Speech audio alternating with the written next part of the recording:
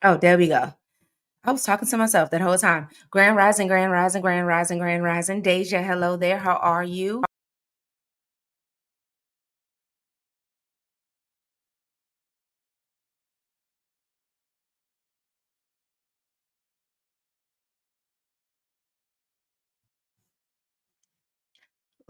Let's try this again. Lolita, Lisa, Dolores. Hello there. How are you? Hello, hello, hello. Grand rising, everybody. I hope that y'all are having an amazing, I think today is Tuesday. I don't know what today is, but whatever day it is, I hope that you're having a great one. Dolores, hey Robin. Hey Tiffany. Dolores, you see how this is starting out for me? It has already been a tough night, and now we're having a tough morning. Okay. My cat decided that he wanted to wake me up at 2 in the morning. I don't know if y'all know it or not. The cats check and see, like when you're sleeping really good, they have to check and see if you're still alive or not. And he pulled one of those stunts. And ever since that, I have been over here in the hole, and this because my sleep got thrown off. I was woken up, stayed up a little hour later. So then of course I woke up a little bit later. So today it's just today. It's just today. Alrighty. So this was a last minute change. It's Tuesday. Okay. This was a last minute change because this case here has been really uh starting a conversation, but also it's being compared to how CPS not only failed Naziah out of Detroit, but this case as well with Kamaya, who has now been failed as well by CPS. Okay. So we were supposed to be discussing the teacher that was the school book writer that has now been sentenced, but I decided to do this case just so that we can get ahead of everything. Hey, why not you? Hello there. How are you? Another crazy case. Okay. And as I'm reading into this case, I'm thinking to my mind, why are children's brains even in this area? Like, what's going on in society? Okay. That children's brains are in this dark arena here. What is it? What is going on? Is it the internet? Is it the things that they're seeing on television? Is it the idealization of the things in which they see? I don't know what it is, but it's causing children to commit crimes that you typically see in adults, which is getting a little chaotic and crazy because now not only do you have to watch out for adults, but you have to watch out for kids because they're pulling adult like crimes. Okay. So today we're going to get into the case for Kanaya. Okay. So Kanaya Baker, she actually was killed by two other juveniles. All right. And it seems that all these children were mixed up within the CPS system. And we're also going to dig into how CPS in South Carolina has been under close watch for the last couple of years. A long time. Okay. Not to mention someone that it was lead of everything of CPS just stepped down this month. Okay. And we're going to talk about that as well today. We're going to do the same thing when we do Naziah's case because Detroit has been under investigation too when it comes to their, DSS and CPS and things of that nature. They have been under investigation too. So we're going to look at the comparisons of both of these cases, especially when it comes to CPS side of things, because these are two cases that are really being highlighted today. And they both are in reference to how CPS has dropped the ball. Okay, so let's get into the details of Kanaya.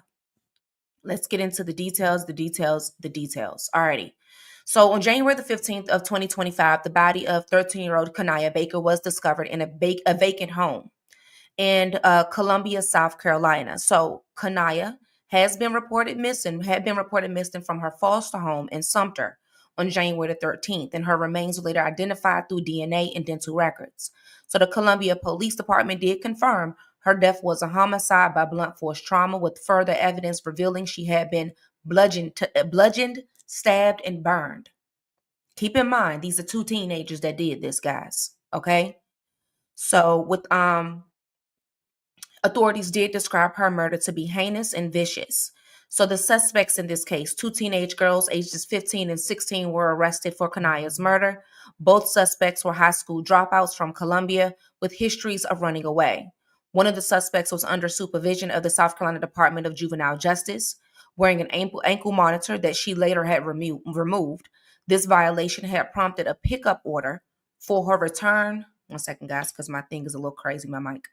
A pickup order for her return um, to custody prior to the murder even happening. Okay, so the Fifth Circuit solicitor had announced plans to petition the family court to charge the suspects as adults due to the gravity of this crime.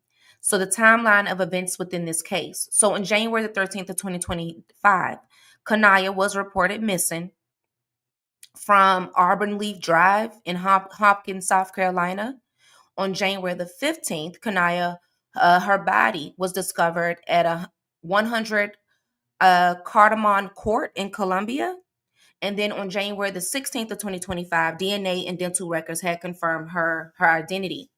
So on January the 18th, missing persons flyers was then issued, but she had already been deceased during that time. On January the 20th of 2025, the Columbia police chief had said that they provided details in a press conference. So this press conference had happened like a few days ago. I want to say about 1 or 2 days ago, where he gave actually the background of how bad this murder was and how heinous it was.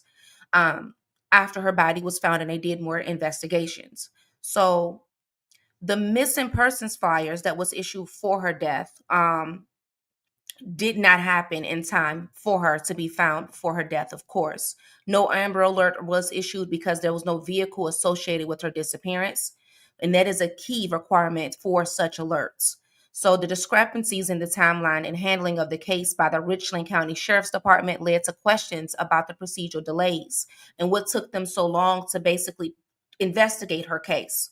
On a broader context, y'all, okay? Now, we're listening to this case and we're looking at the details. You have no Amber Alert for a child that is supposed to be a part of the criminal justice, which is a part of DSS. That's one thing, okay? If this child is supposed to be a part of the Department of Children's Services or Family Services, there is no way whatsoever that you guys don't have her accounted for.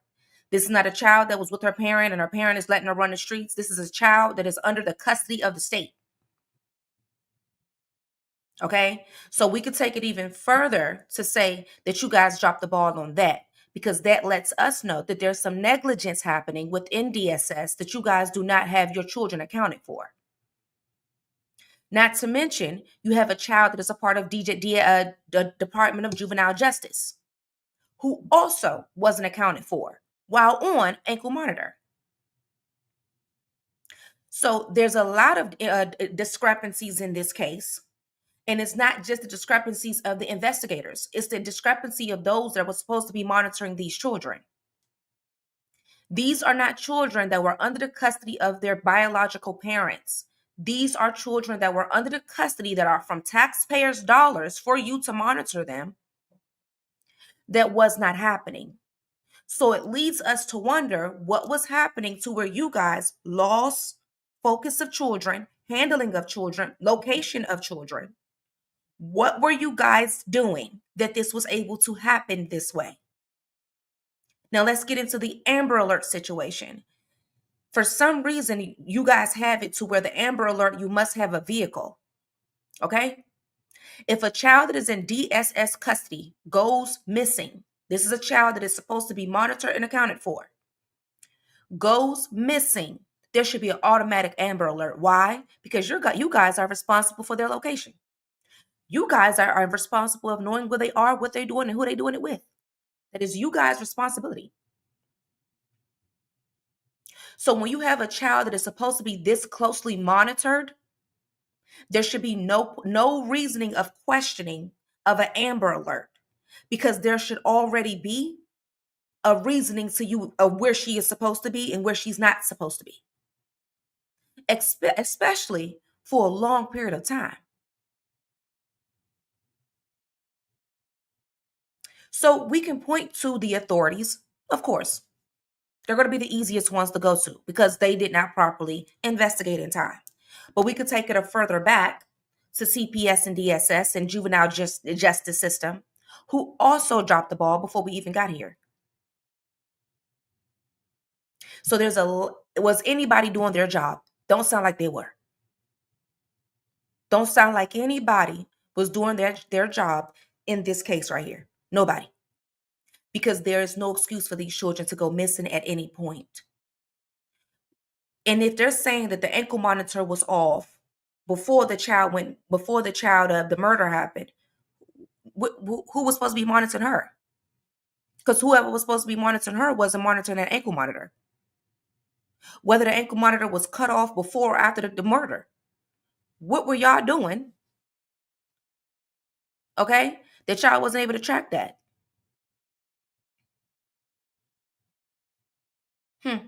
But let's take it a little bit further, because I knew that when I looked at this case, I said, okay, this is deeper than what we see. Okay, this is way deeper than what we're seeing on the forefront with this case. So let me go a little bit step further. Okay, so here's the broader context of this case: foster care and the juvenile justice failure. So she was living in foster care home at the time of her death. The case has highlighted systematic failures within South Carolina child welfare and justice system, a juvenile justice system. So the systematic challenges: over 3,400 children in South Carolina foster care systems right now. Okay. Frequent instances of children being shuffled between placements, with an average of 6 homes for every 1,000 days, 2.7 years spent in foster care. Emergency placements in group homes and shelters are increasingly common. Between April and September of 2023, 555 children spent 8,991 nights in emergency placements. Let's go over that statistic one more time. Emergency placements in group homes and shelters are increasingly common. Between April and September of 2023, 555 children spent 8,991 nights in emergency placement, DSS shortcomings. So children spent 1,012 nights in DSS offices between April and September of 2023 due to placement shortages, a short increase from a 506 night over the previous 5 years. Efforts to comply with the 2016 federal lawsuits. There were some federal lawsuits that date back to 2016, which showed progress but remained to be inadequate to addressing caseloads and placement shortages. As of early as 2024, the goal of one caseworker per 24 children had been met in only 7 of the states. As of 2024, the goal of one caseworker per 24 children had been met in only 7 of the states of 46 of the state's 46 counties. So basically, this goal has only been met in only 46 of the counties. 7 of the 46. I'm sorry. So that means after these lawsuits, there had to be an investigation done. Okay. There was a investigation into South Carolina's DSS system and the handling of children. Okay. When I'm reading over the lawsuits, okay, you have lawsuits of children that was placed in homes of pedos. You have lawsuits of children who was placed in home being abused. You have situations where children are being stuck at hotels, which leads to the cases that we're seeing right now with Kanaya. So when we ask ourselves, what were these people doing when she went missing? What was these people doing with all these little girls? One who was on a ankle monitor. It's overload. It's overload. They are not protected at all. So over the last 5 years, more relatives or close friends have stepped in to care for children and taken them into that was taken from homes, rising from 6% participation to over 27%. To bolster the program, Michael Leach helped champion major reforms alongside Senator Katrina Shealy. So, including through laws sponsored in 2022 and 2023 that fast tracked and increased financial support for family members who took in their relatives' children. In particular, Leach focuses on keeping foster children with family members, made more federal dollars available to those families as well, and for the children that was in their care. However, making improvements in the agency that has been under resourced and overwhelmed will likely take years. So Shealy also noted that when either DSS or DJJ, Department of Juvenile Justice, does not have space for children in need of service, those children are returned to DSS care. This has resulted in a last minute scramble to find placements for them, causing the continued practice of children sleeping in agency offices overnight. You have kids that are sleeping in the offices of DSS in South Carolina. How? Where is the tax dollars? I'm speaking for the people that are from South Carolina. Where is their tax dollars going? I really would like to know, where are the tax dollars going at? How did my Halloween picture get up there, guys? Nobody ain't tell me my Halloween picture sitting up there in the background dressed as a police officer. One second. There we go.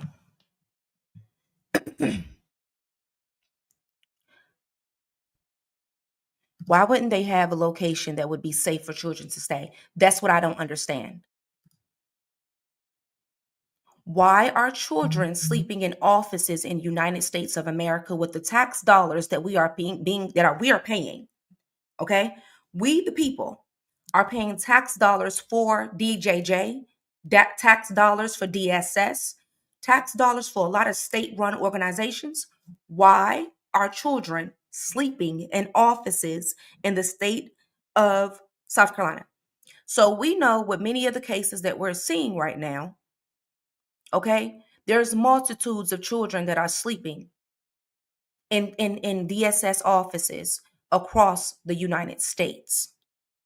So you mean to tell me, because you guys are overwhelmed, we haven't thought to ourselves, okay, we need to build buildings and placements to monitor and properly monitor these children. Having these children sleeping in offices is not okay. Having these children sleeping in hotels is not safe. So it hasn't dawned on anybody that there needs to be buildings built for these children and these children only, where professionals that work in the field of DSS and professionals that work in the field of DJJ, in mental health and medical, can go and work there, which then opens up jobs in multiple states across the country. We haven't thought about that yet. This will not only safeguard children, this was not only ensure that money is financially being allocated, will also open up jobs across the country for taxpayers. Nobody, that hasn't dawned on. I'm not even in politics, and I was able to think about that. That's easy. But no, we're saving money and we're putting money to things that we do not need, leaving children to sleep in the offices of DSS, being handled from house to house, home to home, without proper security measures being checked,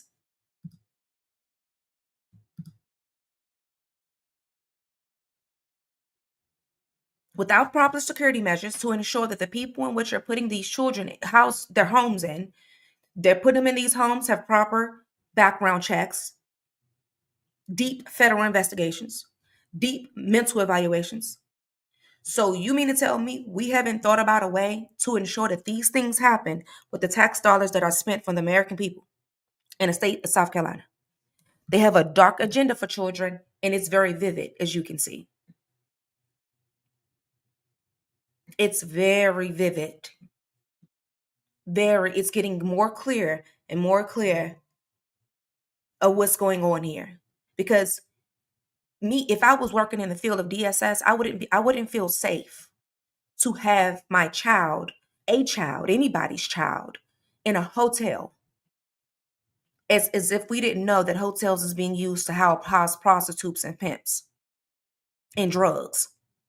and trafficking.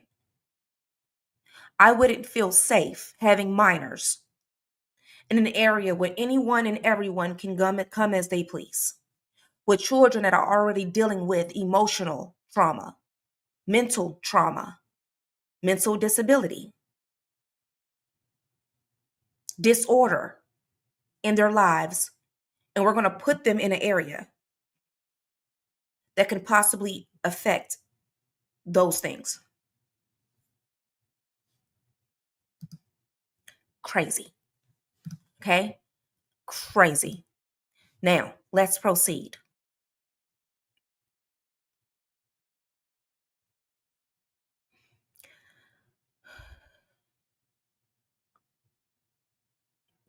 Getting into my notes, guys, because this right here, it's really made me upset. So, this has resulted in a last-minute scramble, of course, to find placements, causing the continued practice of children sleeping in agency offices overnight. Such sleepovers have become far more common instead of less. According to the court's last progress report, in the 5 years between April of 2018 and March of 2023, children slept overnight in DSS offices for a total of 506 nights. However, over the next 6 months, that number doubled to 1,012. Foster children, here's your statistics. Okay? So, foster children are still being shuffled around far too often, staying an average of 6 homes for every 1,000 days, or 2.7 years in the state's care. Okay? Now, we're going to go into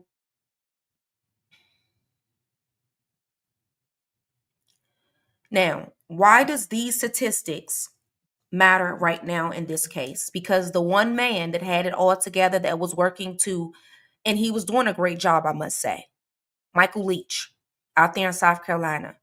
He was doing a great job of bringing these statistics down. Okay? Guess who just resigned on January the 2nd of 2025? Michael Leach. So, not even a month after he has left to fix the lawsuits in which was happening in 2018 and the statistics that he has been dealing with since then. Okay? Kanaya's case happens.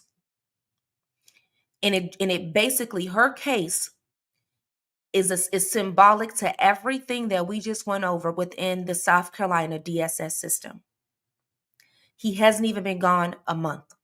Michael Leach, the director of the South Carolina DSS, had announced his resignation effective January the 2nd of 2025, citing overwhelming challenges in the agency. Under his tenure, DSS had made progress in increasing kinship placements from 6% to 27%. In improving compliance with federal settlement agreements. However, significant gaps in resources and staff does remain. So it looks like that he got right out the door and y'all went right back to y'all normalness, right? He hasn't even been out the door a year. He ain't even been out the door 30 days.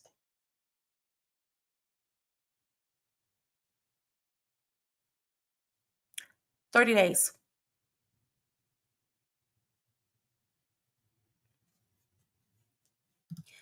I was supposed to finish 6 weeks of classes to become a foster parent, and they stopped me at 3 weeks because they had 3 little boys that needed me. So look at that. They don't even, what's crazy is, Evangelist, they don't even know you, which we know you good, but they don't even know you. You are a prime example of how children end up in situations because you're a great foster parent, but someone else that they stopped midway and didn't make them do all the classes and things, taking shortcuts. We already seen how things happen.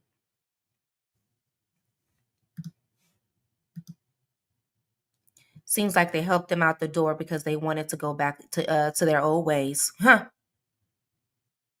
It ain't even been 30 days. And right after he leaves,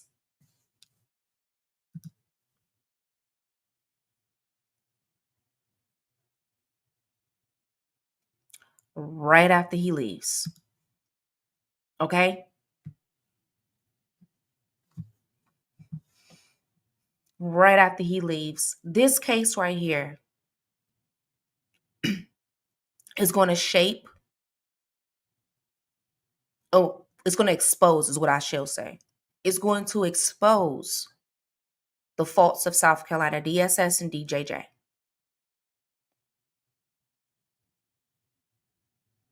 There is no reason that children should be sleeping in hotels, children should be sleeping in offices with the tax dollars in which we spend.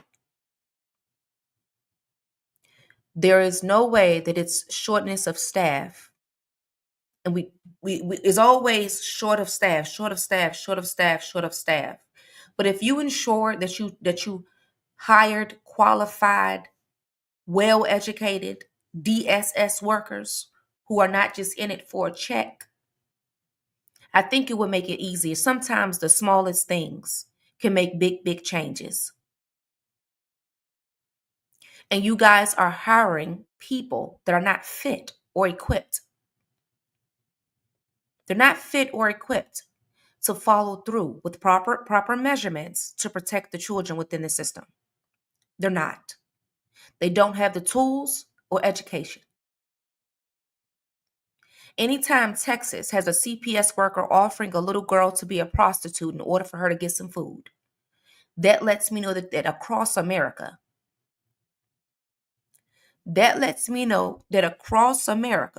CPS workers are not properly trained or educated. Because if there's one, there's two. And if there's two, there's a few. There's a few. So her case is going to be monumental because it's coming off not only the director stepping down, not only the years of deep probing and investigation and lawsuits into South Carolina CPS system. Her case is going to be literally monumental of the failures that have possibly happened many times before. Because there's multiple lawsuits within South Carolina. Next week, we're actually going to go over some of them so that you guys can see exactly what I'm talking about. There's one case where a family had sued because they put their child with a pedo and they ended up being abused. How does that happen? I don't know. I don't know how does one with proper requirements and proper, how does one do that? How? How do you make that mistake if we are taking the time to follow how things are supposed to be done? But in this case here, we have to also think about, yes, we have 3 children, all who were a part of the system. Now, I'm wondering what caused these children to make this decision to do this to this child. Because this seems just so, come on now, bludgeoned and burned.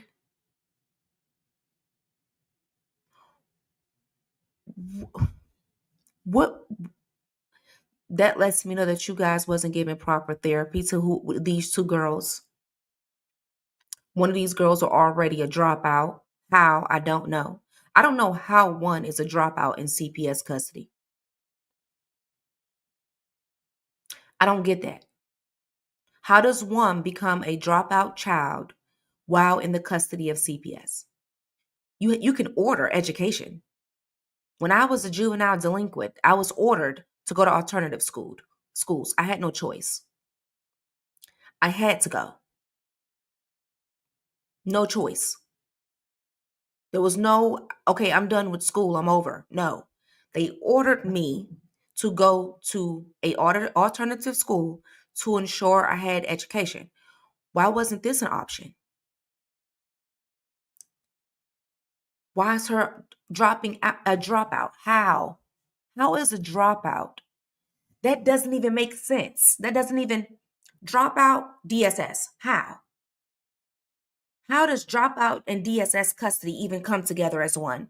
When you guys are the ones that write the papers and sign the dotted line on what a child should, in the direction a child should go. I don't get that. So it looks like that you guys are getting children in the system, not to make change though. It can't be to make change, because if it was to make change, she would be in school.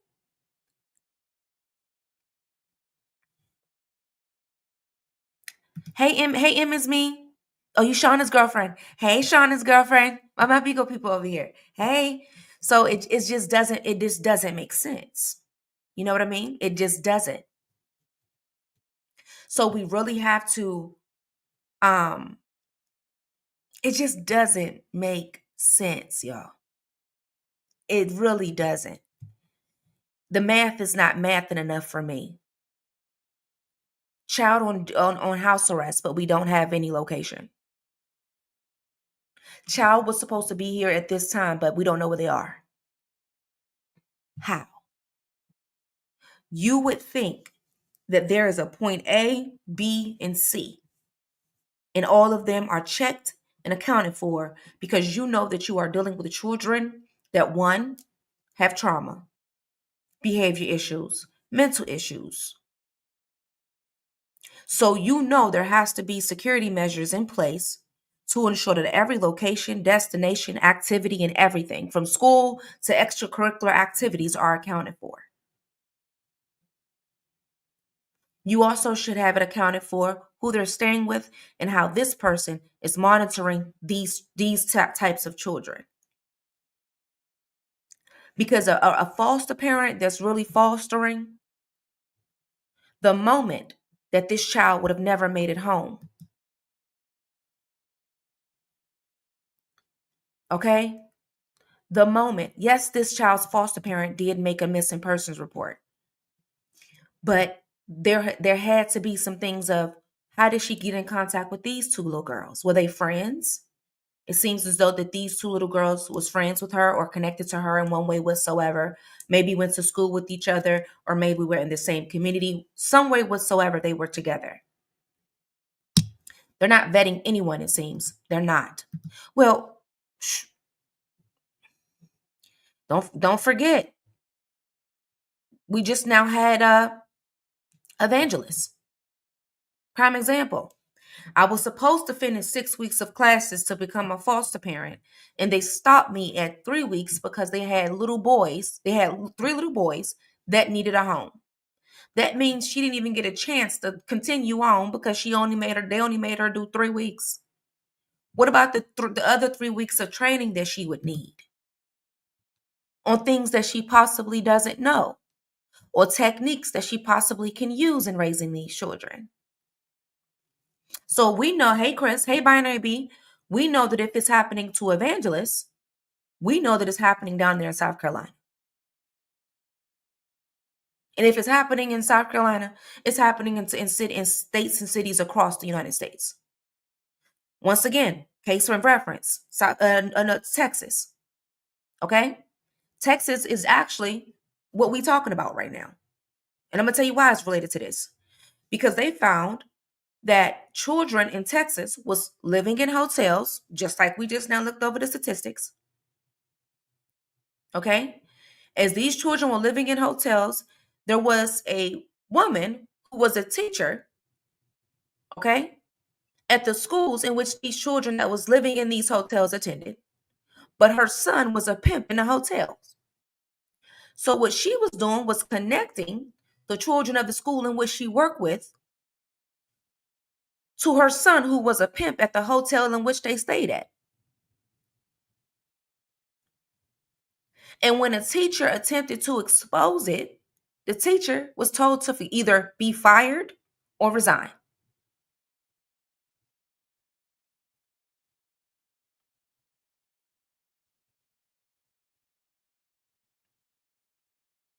So I'm trying to figure out, how does a pimp have access to a hotel with kids that are DSS?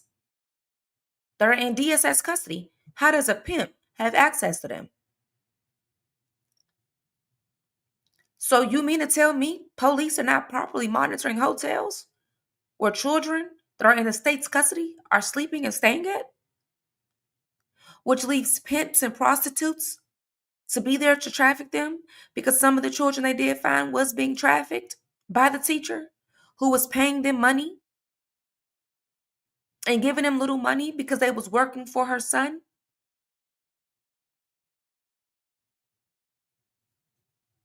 But we don't have authorities monitoring this area? Wow. CPS workers in Houston were pimping the kids held in the hotels, but they were workers. I was just talking about that. How a little girl went to a CPS worker in Houston and told her she was hungry.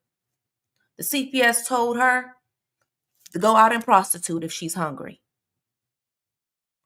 Yes, that's what the CPS workers fix to a child being hungry was. No, you're good. You good. You good. Yeah, that's what her fix was. To go out there and prostitute for her to get some food because they wasn't properly feeding the kids. Yep. So they had children that were walking around there, guys, hungry, leaving them easily to be victimized by pimps because if a pimp comes to them and say, if you do this, I can make sure you ain't never hungry no more. If it's happening in Texas, you can guarantee it's happening in South Carolina because we just now read statistics that showed that children are staying at hotels. And we wonder why the traffic rates, and we wonder why there were 40 hotels that was under a federal investigation for trafficking in the United States. This is why. This is one of the reasons why, right here. Because children in the overload of DSS is being placed in hotels, which is then leaving these children easily accessible to trafficking. Because this is where they're supposed to be for safety. But in this midst of safety, you have CPS workers who are offering them to prostitute. You have lack of security and protection. You have CPS workers that are sleeping with kids because I've covered a couple stories with that. So yeah, that's why we're having the case right now out of South Carolina. We have two girls that has bludgeoned and burned a young lady. Bludgeoned and burned her. All three. In DSS and DJJ. Well, one was in DJJ. All of them was in DSS. Right here. Here's your reasoning right here. Also, I think the immigrant girls that were taken from their families and have disappeared are being trafficked also. Yeah, many of them are. Like the young girl out there in Texas, she was at a 7-Eleven in the middle of the night, y'all. I think she was about 12 or 13 out there in Houston. She went missing. I think we need to cover that case. We probably gonna have to put that one on the lineup. We got a lot going on over here. She went missing in the middle of the night. She was seen at a 7-Eleven, y'all, and she was known to leave out the house about 10 o'clock and go to the 7-Eleven. Now, when I researched, because when I was digging into this story for another platform, and I'm asking the people of Houston, I'm like, wait, isn't this a known prostitution strip? And they like, yeah, Savvy. That's a known area where the prostitutes go at. So in my mind, I'm like, so this when her mama is saying she always goes out at night and goes down to the 7-Eleven, I'm like, well, you had to know she was down there then. Because why is you letting your 12 or 13-year-old walk out the house willingly to go be on a strip where prostitutes and pimps is at? And she ended up in a ditch. She was dead the next morning. They found her in a ditch, dead. Two illegals murdered her. They asked her for directions, did some unthinkable things to her, and murdered her in less than 24 hours. Her mother said that she woke up and her daughter was gone, but she pinged her phone to the location in which her body was at. First, why is she out the house?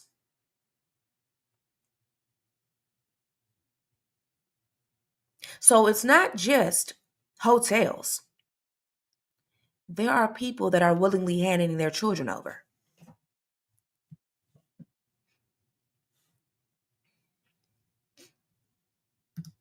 These people are going to pay. God sees everything, and he said it's better to be drowned in the ocean than cause a young one to stumble. Yeah, I was impressed the men got caught. They were undocumented. Yeah, they did. They got caught, y'all, and they were. But here's the thing: they both had already got stopped by ICE. They both had already got stopped by ICE, guys. One was on house arrest and monitoring. I mean, he was on tracking because that's what they ordered him to do when he got stopped by ICE. Cut it off. They ended up finding him, both of them. So yeah. So we're wondering what happened with this case. We got to think. We got to go way back to the lawsuits that came out years ago up until the director just leaving this month. And I'm gonna tell you something. Within the next couple of months, South Carolina is going to be on fire with cases like this.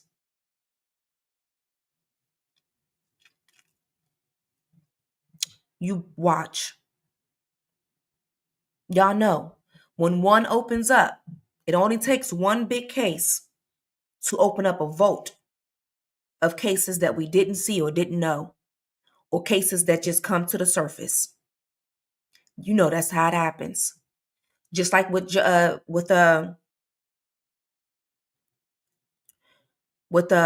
lot of cases that are like this, y'all. Catch and release like they some damn trout. Yes, yeah, yeah. They let him go. They was only in custody for I think 24 hours or something. Like 24 hours they was in custody and let go and put on house arrest. Ended up killing 12, 13-year-old girl. She was in a known prostitute area. And out there in Houston, I've spoke to a couple people that are down there, and they're like the young girls, kids are being put in that trafficking field. And it's being marketed as if it's like this trendy thing to do now. It's trendy to do this now, y'all. Okay. I don't know if y'all know it or not, but it's a trend with young girls right now where actually they promote people to do it. They promote each other to do it. But out there in Houston, you got to think Houston is not only is a major city, but it's a city of partying and clubbing. And they're known for some of the best dancers and strippers and things of that nature. And prostitution is at an all-time high out there. With that comes trafficking of these minors. Many of these minors staying at hotels or not being properly handled within the DSS system and DJJ system. That is happening across the globe. That is happening across the globe, guys. Being pimped. Yep. I've heard about that too. I've heard about a case like that as well. I have. I really have. Alrighty, guys. So that's that. All right. Now, this case, we are going to be digging very much deep into this case very closely. And keeping up with what comes out of it. Something tells me that this case is going to crack open a vote. It is.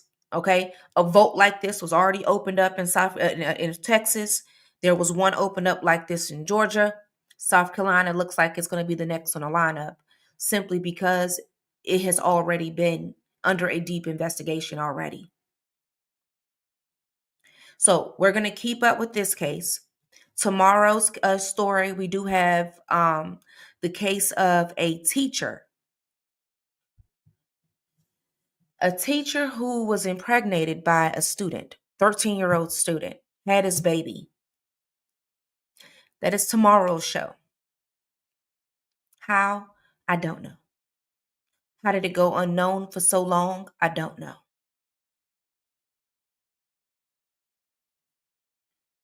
But we got to get into it. Okay. That's tomorrow's show. If any updates do come out about this case, I will let you guys know.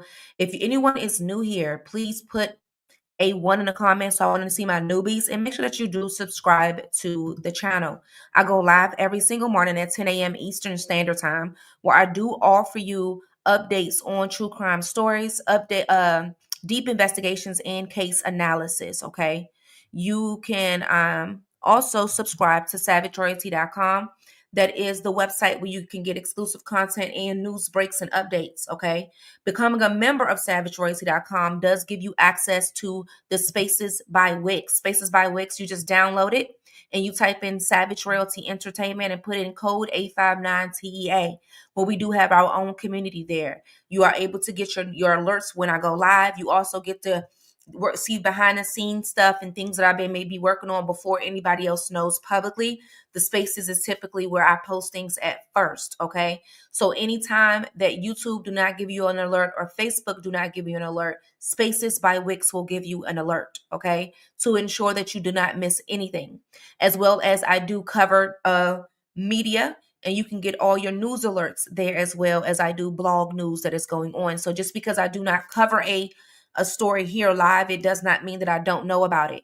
Also, if you want me to cover any story or dig in and do a deep investigation into anything, you can go to either savageroyalty.com or on the Spaces by Wix and do a royal tip. In the royal tip link, you will be able to submit the story or any evidence that you may have, and I will dig into the story and give you announce you as the royal reporter for that particular show. Okay. Now, if you are someone that wants me to do a very deep dive on a show that is just like this one, okay, a very deep dive. So, royal reporters are for people that are on the news format show where it's multiple stories in one case, okay, in one video. Now, if you want to be a royal producer, it's for a deep investigation show like this, okay, where I dive deep. I go a little bit further than just the case surface. I look over statistics. I look over crime rates. I look over a lot of different things that go on surrounding the case. Okay. You can be a royal producer and you do get credit for that as well. There is a post on the Spaces by Wix where you can drop show ideas that you would like me to look up into, and you just comment it in the comment box. Okay. Comment it below, comment it below. I'm seeing a bunch of ones of people that are definitely like not new. They are veterans here. They are veteran. M is me is new here. That is the one. Lisa is definitely a veteran. I don't know why. To my newbies, I don't know why they be wanting to be new with y'all. I would never understand it, but they do want to be new. I don't get it. But none of the people that you just saw put a one, they're not new. Okay? They are not. They're not at all. um Bring your snorkel as royalty with the will be down there. Bring your snorkel as royalty will be down there. Snorkel, what do you mean? I'm thinking about going snorkeling when I go on this cruise. I want to go swim with the dolphins. I just want to go do that again. I'm new. You're not new. A deep dive. Oh, snorkel royalty. Okay, I got it. Okay. Hold on. I was processing a little slow. Brain wasn't processing. It's still waking up. Thank you for joining. Thank you for joining. I definitely appreciate it. Okay. I do appreciate it. Now, if you are over there on the Facebook side of things, we are still working very closely to getting my monetization back on YouTube, but we do accept stars over there on the YouTube, on the Facebook side of things. Okay. We do have you able to do stars over there. So make sure that you do support, because your support does help me continue to make content, great, fun content. All right. So make sure that you do that as well. And please click your notification box. Click your notification bell for tomorrow's show, which is the teacher who has been impregnated by a 13-year-old student. So as soon as this show is over, please make sure that you click your notification bell for that show so that you do not miss it. Okay. I will see you guys on tomorrow's show. I'm about to go do some work in these classes. I got an A. I meant to tell y'all, I got an A last week for my discussions and my quizzes last week. So my first week has closed out with an A.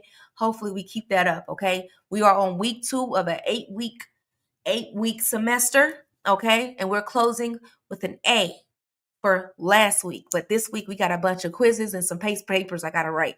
So I'm about to get ready to go do that right now. Okay. Bigo, you guys do not have me today. You guys have me tomorrow. Make sure that you tune in tomorrow as I will go over this case a little bit, but I also have some other cases that I'm going to be digging into with you guys as well. Just check the Spaces app so that you can know what the topics is going to be for Bigo tomorrow. Okay. Peace and blessings. You guys have a great day. And thank you for watching True Crime with Savage Royalty.